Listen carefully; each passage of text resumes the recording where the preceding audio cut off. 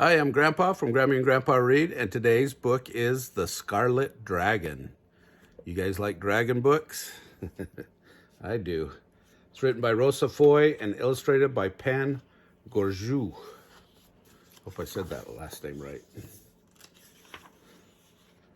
Or it's Georgiou. Might be French. Anyway, here we go. George had been training to fight dragons his whole life, but he had never seen one before. As he walked home that day, George heard the villagers talking. "Something spooked my horse this morning," said one man. "It ran and hid in the pile of straw." "The vegetables in my garden were eaten, and the leaves were burnt to a crisp," said another. A woman cried out, "I saw it myself, a scarlet red streak through the sky."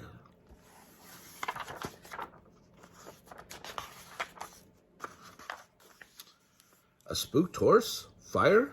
A streak through the sky? George was sure this could only mean one thing. He went home and climbed up to his roof to look for a dragon. While George was gazing into the bright blue sky, a messenger approached on his horse. "Sir George," the messenger called out, King Albert has requested your presence at the royal palace." "Me?" George said. "But I am just a boy.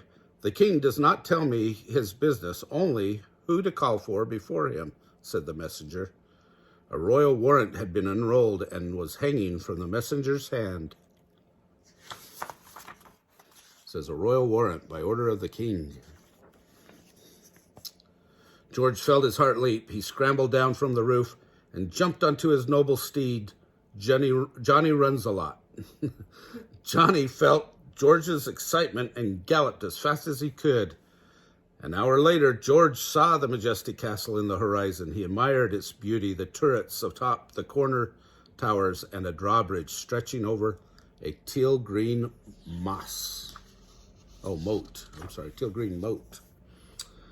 Sir George the Gallant, Sir George the Gallant, at your service," he said as he bowed before the king. "The time has come for you to be a hero like your great-grandfather, King Albert, said. Sir George, there is a dragon on the loose. I ask you to defend Wintermere and save its people from the fearsome red beast. And if you are successful, your bravery will be rewarded."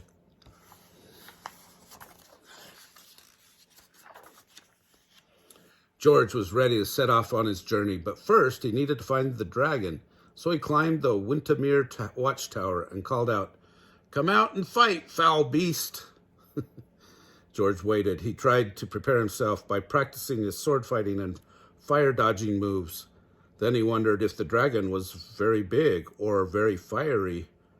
George nervously mumbled to himself, "I am a brave hero. I am not afraid of..." Suddenly, George saw a red streak in the sky. He pulled out his sword, but instead of fighting, the dragon yelped. A small puff of smoke came out of its nose and quickly flew away.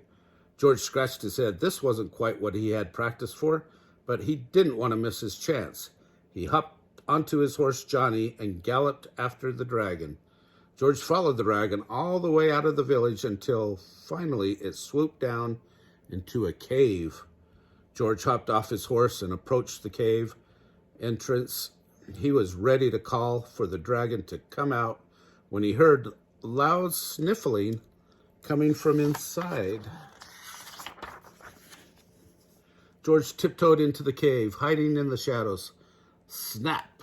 George stepped on a stick. The dragon jumped and quickly hid behind a boulder. "This is it," thought George, gripping his sword. "The dragon is cornered. This is my chance to become a hero." But then George noticed the dragon's tail peeking out from behind the boulder. It was trembling. "Wait, is the dragon really afraid of me?" asked George. The dragon whimpered. George sighed. "You can come out. I won't hurt you." Slowly, the dragon poked its head out from behind the boulder. It watched George set down his sword. "I'm sorry for scaring your village," said the dragon. "It's just so much of the forest has been cut down that it's the only place to get food." "Why don't you just ask for some food then?" George inquired. "Are you kidding? I'm the Scarlet Dragon," she said. "All people fear me, and all knights want to fight me so they can be called a hero. George blushed. Then he pulled a sandwich out of his sack and broke it in two. As George and Scarlet ate together, they tried to think of what to do. They talked about all the different ways the dragon could help the people of Wintermere. Then George had an idea. "I've got it," George said at last. "Come with me to Wintermere. No one will hurt you, I promise." And with that, Scarlet decided to trust her new friend as she followed Sir George back to the village. When they arrived at George's home, he told Scarlet to hide behind his house. "You can do this," he told the dragon. "Just tell yourself, 'I am a brave hero.'" George gathered the villagers together. "I have brought a powerful but kind friend to meet you," he said. "She is here to help us, so from now on, there is no reason to be afraid." Then he called to his friend. The crowd gasped as the Scarlet Dragon appeared before them. "Meet the new defender of Wintermere." From that day on, the Scarlet Dragon flew above Wintermere, watching over the village, and every day she visited the watchtower where her friend George brought a dozen sandwiches to share. One morning, King Albert called the two of them to his castle. "George, you may not have defeated the dragon, but what you did was even better," he said. "Sir George the Gallant, I dub you Hero of Wintermere." Then he asked Scarlet to bow her head.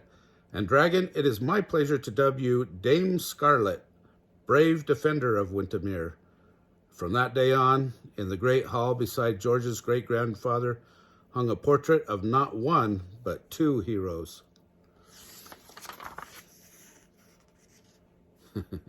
There's George, and there's Scarlet. The end. That was a fun one.